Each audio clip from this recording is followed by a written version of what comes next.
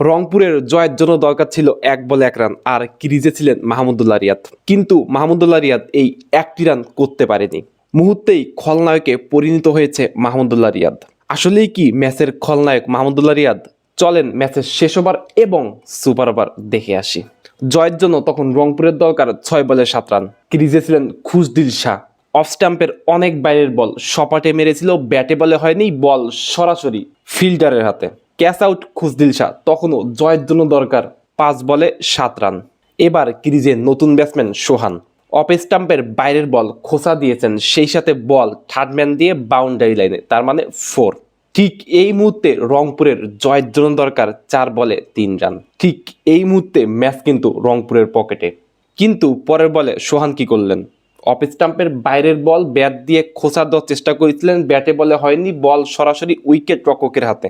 ওয়াইডের আবেদন ছিল, আম্পায়ার তাতে সাড়া দেয়নি এবং এটা একটা লিগেল বল ছিল। ফলশ্রুতিতে রান গিয়ে দাঁড়ালো ৩ বলে ৩ রান।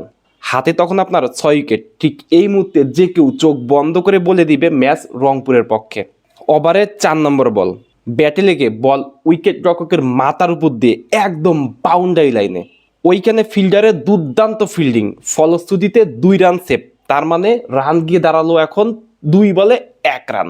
ঠিক ২ বল আগেই আপনার ম্যাচ টাই হয়ে গিয়েছে। ওভারের পঞ্চম বলটা নুরুল হাসান সোহান কিন্তু স্লোটে পেয়েছিল। তার দলের জন্য যখন রান দরকার ১ রান, তখনই তিনি খেললেন লফটেড শট। এই লফটেড শট যদি বাউন্ডারি দেখা পেত তাহলে কিন্তু এত কথা আসতো না। কিন্তু এই লফটেড শট সরাসরি ফিল্ডারের হাতে। আপনি চিন্তা করেন টি-20 বিশ্বকাপের কথা, বাংলাদেশের দরকার ছিল ৩ বলে ২ রান। সেই ম্যাচের কথাও কিন্তু সোহান জানে। তারপরও তিনি এত আগ্রাসন দেখালেন, যেখানে তার জয়ের জন্য দরকার ১ রান, ম্যাচ ড্র। উনি কিন্তু পারত বলটা পুল করে কিংবা কবজির মোচরে ঘুরিয়ে ১টি রান নিতে। না, তার লফটেড শট খেলতে হবে। লফটেড শট খেললেন এবং ফিল্ডারের হাতে ধরা পড়লেন, উইকেটের পতন। এইবার শেষ মুহূর্তে দরকার ১ বলে ১ রান। আপনি যদি এই মুহূর্তে ফিল্ডিং সেটআপটা ভালো করে খেয়াল করেন তাহলে কিন্তু লং অনের যথেষ্ট জায়গা ছিল এবং তার স্কোয়ার লেগেও জায়গা ছিল। কিন্তু মাহমুদুল্লাহ রিয়াদ কি করেছে সেটা আপনি আমি কিন্তু দেখেছি। শেষ বল করতে এসে রিপন মণ্ডল একটা কৌশলী খেলা খেললেন, তিনি বলটা করতে গিয়েও করলেন না। এইখানে তিনি একটা মাইন্ড চেঞ্জিং গেম খেলেছে। হতে পারে এই কাণ্ডের বিনিময়ে তিনি কিন্তু ব্যাটসম্যানের মনোযোগ ক্ষুণ্ণ করেছে। তার হাসিটা একবার খেয়াল করেন, তার হাসির মধ্যে কিন্তু একটু হতাশা নেই, বরং তিনি কনফিডেন্ট। ফিল্ডিং সেটআপের এই অংশটা একবার দেখেন, ওইখানে ব্যাটসম্যানের হাতে কি পরিমাণ জায়গা, পুরো স্কোয়ার লেগ ফাঁকা। উনি যে শেষ পর্যায়ে লং অনে বল ঠেললেন, কি মনে করে বল ঠেললেন আমি জানি না, অথচ সিলি লং অনে একজন ফিল্ডার স্টিল দাঁড়ানো। আমি যদি বলটা আরো ভালো করে পর্যবেক্ষণ করি তাহলে দেখেন বলার বল করলেন, ওইখানে ইয়র্কার বল ছিল, ব্যাটে বলে হয়েছে, কিন্তু বল সরাসরি ফিল্ডারের হাতে। ওইখানে ফিল্ডার বল ধরলেন, মাহমুদুল্লাহ তখন ক্রিজ থেকে অনেকটা সামনে বেরিয়ে এসেছে। ফিল্ডারও দৌড়াচ্ছে এবং মাহমুদুল্লাহ রিয়াদও দৌড়াচ্ছে। ফিল্ডার স্টাম্পের কাছাকাছি এসে স্টাম্প ভাঙলেন, অথচ মাহমুদুল্লাহর দিকে একবার খেয়াল করেন, ব্যাটটা যে সামনে আগাবে কিংবা একটা যে ড্রাইভ দিবে তার মধ্যে সেই ইচ্ছাটুকু নাই। অথচ বিশ্বকাপের ওই ম্যাচের কথা আপনাদের মনে আছে? আপনি ওই ম্যাচ থেকে এখানে কি শিক্ষা গ্রহণ করলেন? আপনি একজন যোগ্য ব্যক্তি, আপনি একজন অভিজ্ঞ ব্যক্তি, আপনি এখানে যোগ্যতার কিবা প্রমাণ রাখলেন আর অভিজ্ঞতার কিবা প্রমাণ রাখলেন? ক্রিকেট গোল বলের খেলা, এখানে যে কোনো সময় যে কোনো কিছু হতে পারে। তারপরও আপনি যদি চেষ্টা করে হাঁটতেন, সরাসরি ফিল্ডারের হাতে বল, আপনি দেখতেছেন আপনি রান আউট হচ্ছেন, তারপর আপনি ড্রাইভ কেন দিবেন না? আপনার যদি মনে হয় আপনার বয়স হয়েছে, আপনার শরীরে বয়সে ভার করেছে, তাহলে আপনি খেলবেন বা কেন? এইটা তো গেল কেবল শেষ ওভারের কথা। এবার আসি সুপার ওভারে। সুপার ওভারের নামা হয়েছে কাইল মায়ার্সকে। ঠিক আছে, কাইল মায়ার্স ওয়েস্ট ইন্ডিজের খেলোয়াড়, তার হাতে শট আছে, ওকে ফাইন। কিন্তু তাওহিদ হৃদয়কে এখানে কি মনে করে নামানো হইল?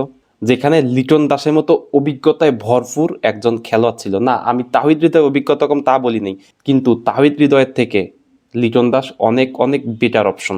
বলার প্রথম বল করলেন, প্রথম বলে আপনি ওয়াইড পেলেন, এটা আপনার জন্য বোনাস রান। আবারও ওভারের প্রথম বল, বলার বল করলেন, ফুল টাচ বল ছিল, কিন্তু কাইল মায়ার্স ব্যাটে বলে সংযোগ করতে পারেনি, বল সরাসরি উইকেট রক্ষকের হাতে এবং ডট বল।